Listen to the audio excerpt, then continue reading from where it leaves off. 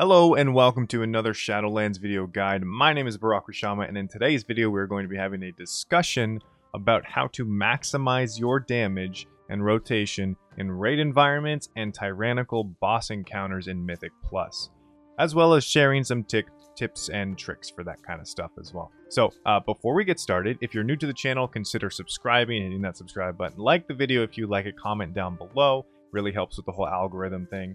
And hit the bell icon for more Shadowlands updates for the Elemental Shaman as well. So, without further ado, let's get into it.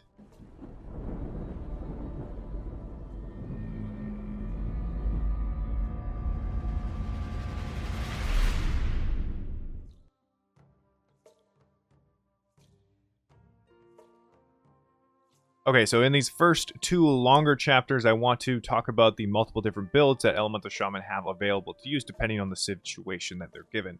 So we can choose to opt into more AoE or cleave damage, or we can go into pure single target burst or sustained damage. And these two different builds will depend on the legendary that you use along with the stats and the talents to go along with it. First, let's talk about pure single target. And with the use of Windspeaker's Lava Resurgence, this Lego favors a balanced set of stats with versatility, haste, and mastery being a little bit more useful for it, and crit being a little less. Now, crit is a little less because the majority of our damage comes from Lava Burst with this build, and crit does not affect the damage of Lava Burst outside of using the Ascendance talent. And even with this build, we're not using the Ascendance talent yet because it's just not better than Stormkeeper currently. So, future may change that. Versatility increases our base damage, which impacts the damage of Lava Burst directly, and haste increases our casting speed along with our Flame Shock tick rate. If you also simulate your character, you may notice that mastery is being a little bit of a higher weighted stat, and this is because the extra Maelstrom generated from mastery stacking is more beneficial for this build, along with Lava Burst being able to Elemental Overload, which is our highest damaging ability while we're using this legendary. So more Maelstrom generation means more Earth Shocks, which also means more Lava Bursts because the Earth Shock then gives you the Lava Surge buff, right? So, and that Lava Burst that you then cast out from that buff can also Elemental Overload. So Mastery is a little bit more of a more beneficial stat for yourself. Just look at your simulations, see what goes best for you. Outside of this legendary, mastery is kind of a trap. Moral of this story is kind of like sim your own character to see which stat weights are needed most for this build on your specific character. And I will not be providing a pawn string for those of you asking for it, because you should never really use someone else's stat weights for your character, because each character is different unless you have the exact same gear set as somebody else. And even then, simulations will not line up 100% of the time. So I will provide, however, a link in the description of the video down below, a guide on the basics of simulating your character for those of you who do not know and want to find that out to benefit yourself. So check the link down below for that. The talent setup for this build are quite simple and straightforward to play, with Echo of the Elements for more Lava Bursts, obviously, and Elemental Blast for more Maelstrom generation and the stat increases that you get from it. Unfortunately, it doesn't give versatility, but all the other stats are still very beneficial for this build. Master of the Elements, because we're casting a bunch of Lava Bursts and can buff all of our important spells, like Lightning Bolts empowered by Stormkeeper, our Earth Shocks. All of that can be done very easily with this build because you just constantly have Lava Bursts to cast. I would also recommend playing Primal Elementalist instead of Ice Fury for this build, because there is just too much happening if you play Ice Fury with this build, as your Maelstrom generation is very, very high alone with Elemental Blast, as well as trying to juggle all of the Flame Shock, or not Flame Shock, but Frost Shock stacks from Ice Fury. It can get very, very hectic, and because Critical Strike is not one of our higher simming stat weights for this build, because the majority of our damage comes from Lava Burst, it's not benefiting Ice Fury as much. Ice Fury benefits a lot more from Critical Strike than it does from Mastery and Haste, so having less of that stat means Ice Fury becomes less valuable as well. You can practice Ice Fury if you want to. It offers more mobility, as well as a slight damage increase, but in my opinion, as well as some others, the extra 25 to 50 DPS increase that you'll get from running Ice Fury over Primal Elementalist just isn't worth all of the extra work that you need to do in order to optimally play Ice Fury with this build. So keep that in mind, guys. It's very hectic. I recommend playing the easier Primal Elementalist build. Obviously, play Stormkeeper as it is the most versatile, and with all the extra lava bursts that we cast, we can very easily use Master of the Elements to empower our Stormkeeper empowered lightning bolts. So no brainer on that. It's most versatile. We may see Ascendants come into play at some point in the expansion, though. Okay, so with the talents that I just talked about in the Windspeaker's Legendary build, your opener will look something like this. Precast Stormkeeper into like a precast Fire Elemental, then precast Elemental Blast into your Primordial Wave. Obviously assuming that you are a Necrolord. Use Bloodlust if you require it at the start of the fight, any on-use trinkets and potions, and then cast your first Lava Burst into a Lightning Bolt. Lava Burst, Earth Shock. You're going to have enough Maelstrom here. It's guaranteed even if you start at 0. Now the Earth Shock is going to proc a Lava Surge buff from your Windspeaker's Legendary, so then you Lava Burst into your second Stormkeeper Empowered Lightning Bolt, and then you continue your priority rotation. The rotation for this build is, or your opener for this build is very, very simple. It's easy to follow, it's easy to understand, it flows very well too, and it feels natural to play. So practice it on your own if you need to, otherwise game on.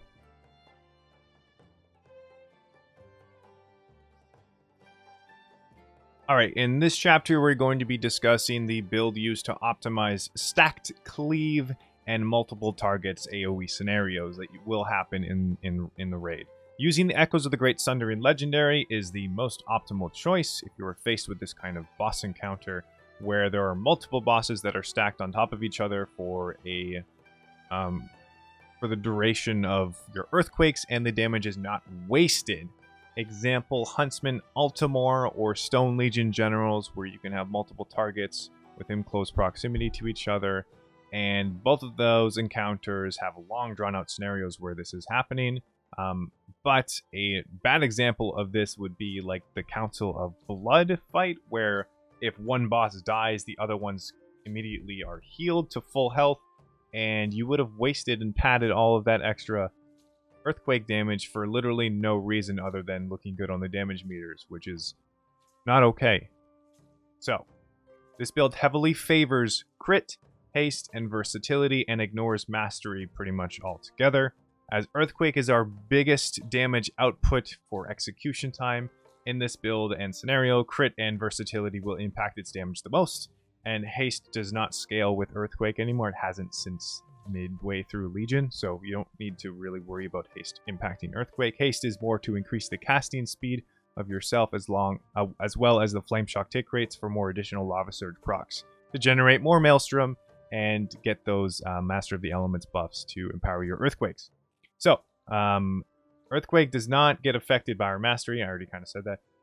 You can simulate this type of encounter by selecting a patchwork fight in raid bots, and then sim 2 boss enemies stacked on top of each other. This will help you kind of visualize your stat weights and damage breakdowns a little easier, so I'll show that. The talents that I recommend with this build are Echo of the Elements for more lava bursts, Elemental Blast or Aftershock, depending on if you need more sustained single target damage, Maelstrom generation, or just consistent damage. You'll get that from Elemental Blast, or you can get more burst windows with Aftershock if you get good Maelstrom resets or procs from it. So Master of the Elements to empower our bigger earthquakes coming from the Echoes of the Great Sundering Legendary. This is kind of important. And Primal Elementalist or Ice Fury. You can use either or here. Ice Fury kind of fits better into the Echoes of the Great Sundering Legendary build, as you have a lot more time to get those Frost Shocks off instead of the rotation feeling so quick. You actually need the extra Maelstrom generation sometimes to be able to get those Earthquakes out when you need it. So Ice Fury can generally perform and simulate better than Primal Elementalist, especially because we're able to stack a lot more crit. And crit does help Ice Fury out a lot more as a stat. So Stormkeeper should be the final talent choice on the final tier, as it is the most versatile talent. When you are versing these type of boss fights, you can either choose between using those lightning bolts or the chain lightnings to generate a crap ton of maelstrom and do a lot more AoE damage as well in those kind of situations. I also recommend taking a look over Warcraft logs of other elemental shamans that are probably around the top 80% or above for the raid, as it will give you a little bit more insight into the decisions made on these boss fights to go with whatever build that they're using. Soulbinds, whatever it is, right? With the talents that I just described, and say we're using Ice Fury here, let's look at what your opener is going to look like on 2 targets. You can precast Stormkeeper, precast your Fire Elemental, precast Elemental Blast into a Flame Shock on your first target. Bloodlust, use your unused trinkets. If you're bloodlusting on the pull, use your unused trinkets, use your potion. Primordial Wave the second target, and then cast your first Lava Burst. You'll then follow this up into a Lightning Bolt. You can Earth Shock here, as you'll have enough Maelstrom, into another Lava Burst, Lightning Bolt. Then you can cast Ice Fury into your Frost Shocks to build up however much Maelstrom you need in order to put down that empowered Earthquake. Do this until you have a Lava Burst available to then empower that Earthquake with the Master of the Elements buff and drop it down there. If you get lucky with some procs, like Lava Surges happening in between your Lightning Bolts, you can choose to empower your first Earth Shock instead with a Master of the Elements buff using that Lava Burst early.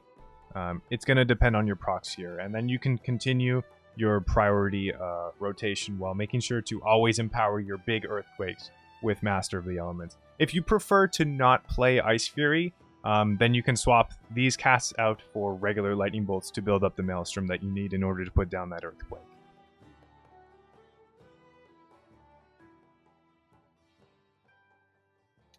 Alright, so now we're going to start talking about Soulbinds. Now in this section, I'm going to assume that if you're playing the Elemental Shaman, you are also a Necrolord, as they are the most well-rounded covenant for the spec.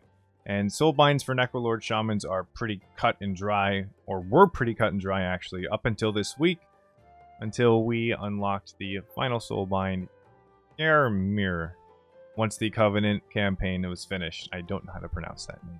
If you are not a Necrolord, I recommend simulating your best Covenant Soulbinds, whether you're Night Fae, you're Kyrian, please don't be Kyrian, your Venthyr, your Venthyr probably playing Enhancement. But yeah, this is pretty much specifically for Necrolords. If you're not a Necrolord, you may have chosen the wrong Covenant. Anyway, let's just, digress. It was pretty cut and dry up until this point. Emily was, and in my opinion, still is, the better Soulbind for Necrolords for PvE content. Heimer is currently simming slightly better than Emily, but this is because of the straight intellect that you get from her actually. Her first conduit slot, which is just the 3% extra intellect for just enchanting your gear. Emily, however, is not taking into consideration some of its stuff during the simulation process, and I'll tell you why. And it revolves around lead by example. The simulation does not take into account the extra intellect you can potentially get from lead by example to your actual teammates. Like, they gain 2% additional intellect by you using your Covenant ability, and this is more useful, or Emily's extra intellect up to, I think, 13% you could get, depending on how many people are. It's either 11 or 13% you can get yourself for a short duration of time. This is more beneficial for burst situations where you need to make a damage check. So this happens sometimes on Sun King. If you're playing against Mythic Sun King, you have to beat the shield on the image of Kael'thas, or Sludge Fist whenever the boss charges into one of the pillars, right? You have to burst the boss in that short window, and Emily is more useful in those situations because of the damage checks that you need to meet. Not to mention that once we reach double potency conduits for Emily, The Tumbling Waves conduit, the one that resets your primordial wave or has a chance to reset your primordial wave, means you're going to be able to take advantage of lead by example buff, the better buff for a shorter duration, once you get those resets and those procs. So you'll be buffing your teammates more often, you'll be getting that buff more often if you use that conduit in your second potency slot. On the other hand, though, Hymir's last row of traits, which is Hymir's Arsenal Marrowed Gemstone, which is a unique critical strike amplifier stat boost. Whenever you get 10 critical strikes, you then get 18% additional critical strike rating for a short amount of time. At the cost of a second potency slot, and then you also have to put an endurance slot in order to reach this. So this will likely be a huge factor in picking Hymir over... I don't know how to say that name. Over Emily when the critical strike stat is better for the encounter. This is likely to be the case when you're using Echoes of the Great Sundering Legendary, so on those multi-target cleave scenarios where bosses are stacked and crit is actually very useful for you, or in dungeon encounters as well, so like Mythic Plus, Fortified Weeks when you're using the Echoes of the Great Sundering Legendary. I can see that being very, very strong there. You probably won't need that second potency slot as you're getting this huge stat amp for it. So the key here is to understand the strengths and the weaknesses of each of these Soulbinds and where to use them, honestly. Keep an eye out on your simulations, figure that out, and look at Warcraft logs. See what other top shamans are doing, which Soulbinds that they're doing, which Soulbinds that they're using on certain fights to give you a better example or idea of when to use which Soulbind. Things are obviously going to change as our renown goes up and we unlock more of those Soulbind slots, those conduit slots, and those abilities. So keep an eye out, keep your eyes peeled. Just have that understanding. All right, let's move on.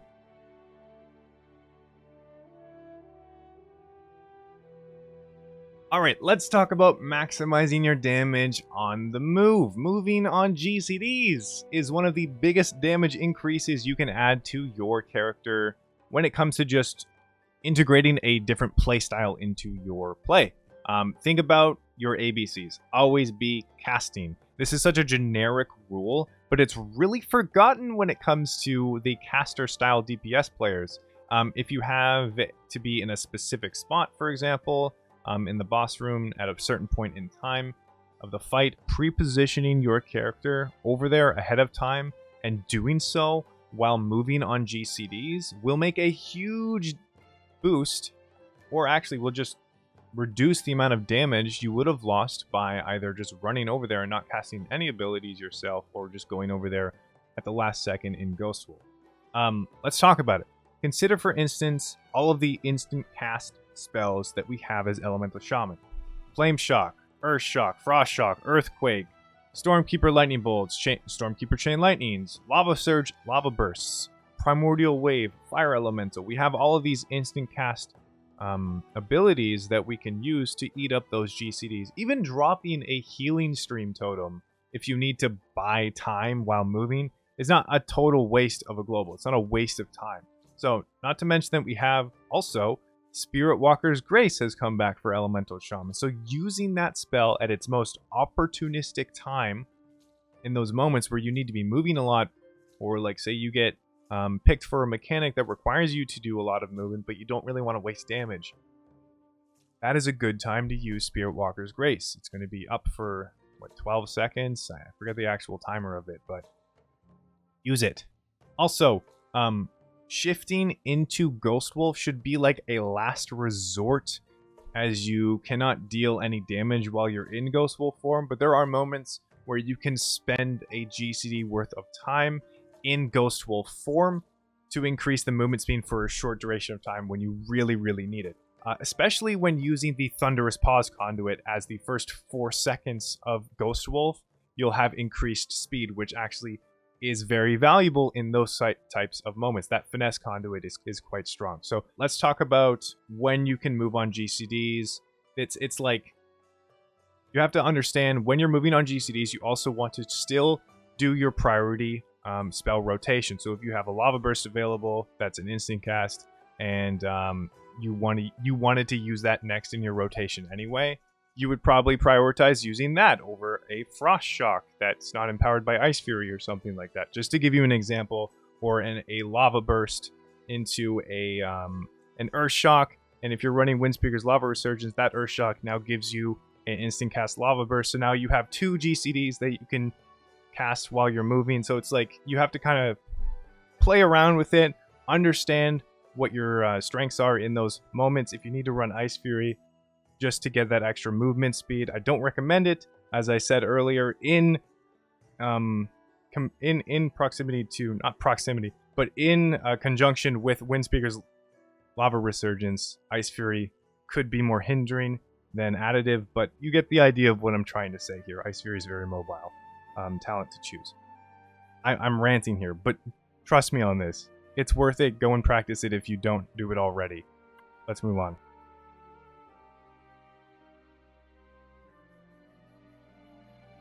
Okay, I get this question quite a lot now, and I think it's about time that I actually make a part of the video, this video guide, dedicated to the topic that is when it is okay to waste your Master of the Elements buffs.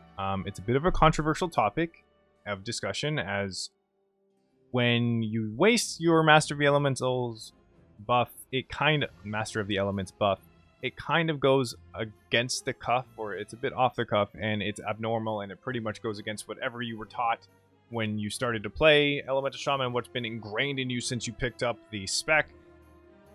It's hard to unlearn that, and I understand that, but hear me out.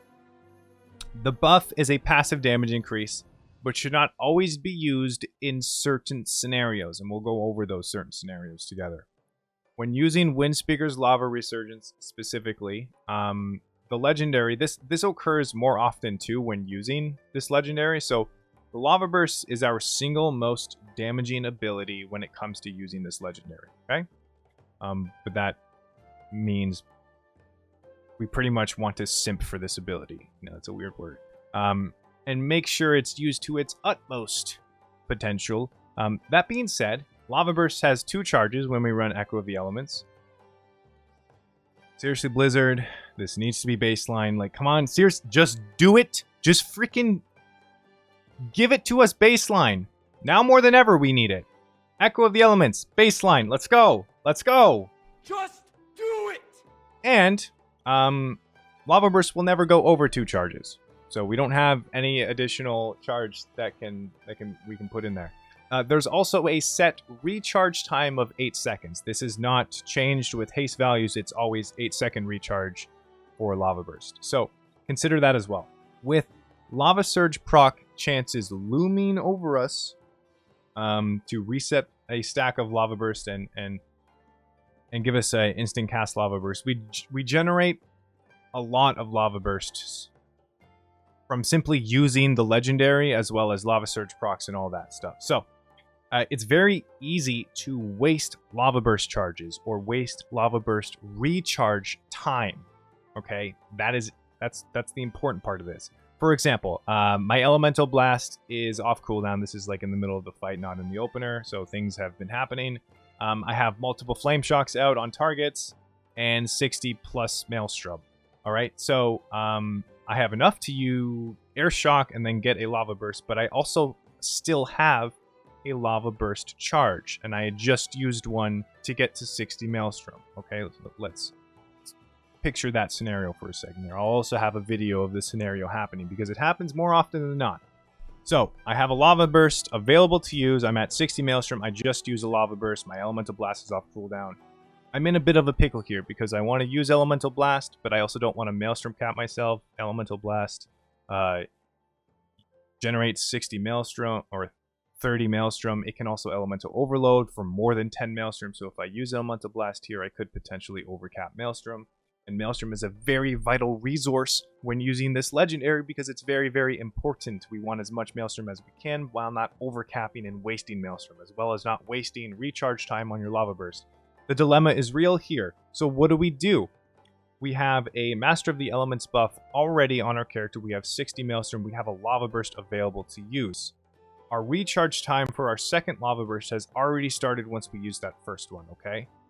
let's say it's about 1/3 all the way done by the time that we've gotten this Maelstrom, or have casted that and seen, or it's already started. Okay, so we have a couple ways that we can do this.